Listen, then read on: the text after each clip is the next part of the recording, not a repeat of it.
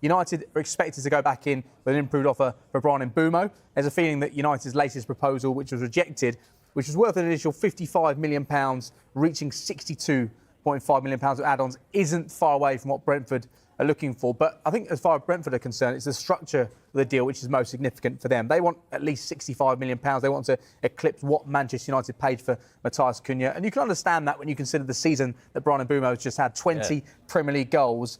But they want a structure of the deal whereby the majority of the £62.5 to £65 million is guaranteed, not made up of add-ons. And Mbeumo, he only wants to join United, but it was fascinating hearing from the Brentford sporting director, Phil Giles, last week. He told us Mbeumo is happy to stay if a deal cannot be agreed. But I don't think we're too far away. We're talking about £2 or £3 million, I think, in the structure of the deal. I think this will happen. I think United fans may be slightly frustrated. It's taken longer than they wanted, and he's not there this morning at Carrington for pre-season training.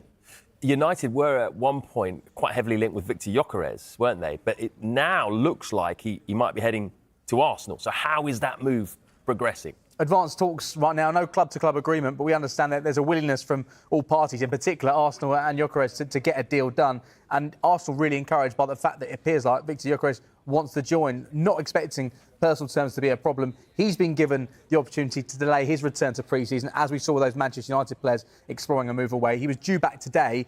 He's been given into Friday, but of course, if these talks accelerate and continue to progress, it's unlikely they'll ever see him back at the training ground again. Signing a striker clearly has been the big priority for Arsenal in this transfer window. They've been busy getting the second-choice goalkeeper. They've been busy refreshing that midfield, but it's a striker they're after. It looks like Gyökeres is the main target right now, and talks are advancing. Yeah, I think a lot of Arsenal fans will be quite relieved with that news, but until it's over the line, then they won't be too relieved.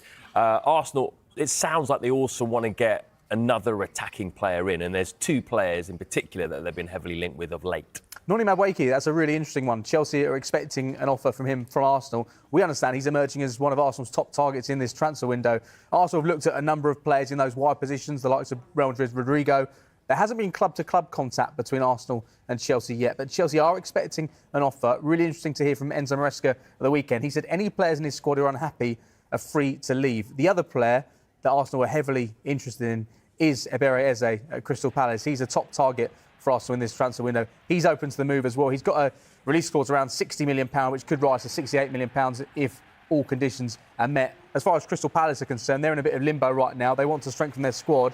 They want to keep their best players. That's despite there being uncertainty surrounding their place in the Europa League next season. So I think two players there of real interest to Arsenal. They look to refresh that attacking front line. Yeah.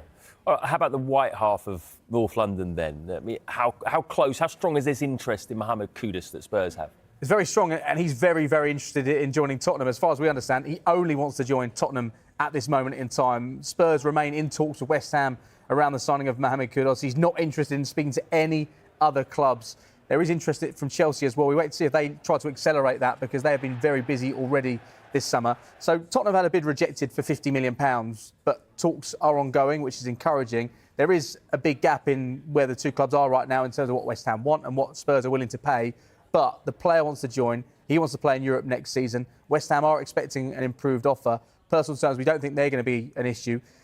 He still has a contract up until 2028 at West Ham, but I think the feeling is if they can get really big money for him in this transfer window, then it gives Graham Potter, in his first summer transfer window, the opportunity to make a number of signings to really improve the squad and build that squad within his own image.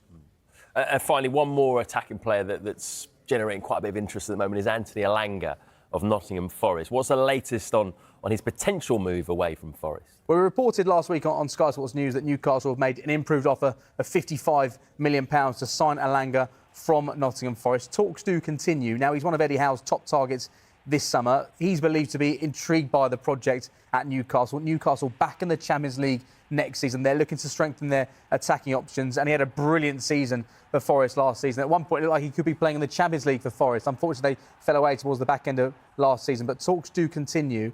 It's incredible the rise he's had since leaving Manchester United a couple of years ago. He's had a really good couple of seasons at Nottingham Forest. We wait to see if he takes a step